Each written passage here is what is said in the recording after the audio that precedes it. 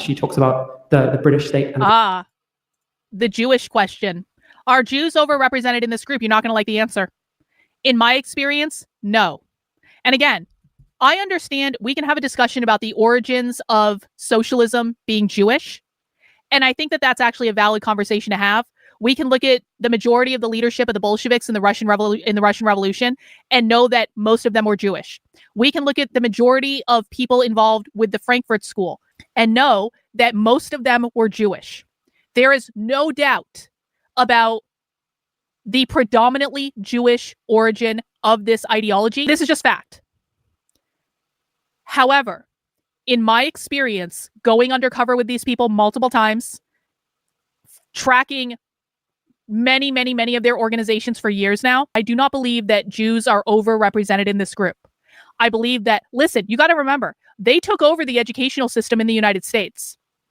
They started trying to take over the public schools well, they really started like in earnest in like the 60s, maybe even a little bit earlier than that. They took over the public schools decades ago. So they've been pushing this ideology through the public schools for decades and decades and decades and decades and decades. When you push out the ideology through the public schools, you are going to get a lot of non-Jewish people in the ideology because Jews are still a very small overall percentage of the population. That's not to say there aren't Jewish people, but there are all sorts of people in these communities. There are non-Jewish people. There are a lot of black socialists, we don't really talk that much about black socialists, but like, do you guys know like the stereotypical kind of like Angela Davis black socialist with the giant fuck off afro? Like typical Black Panther stereotype.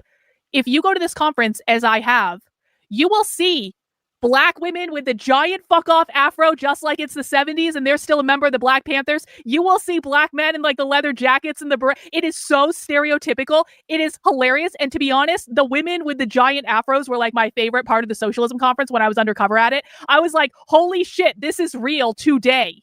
They're still doing this today.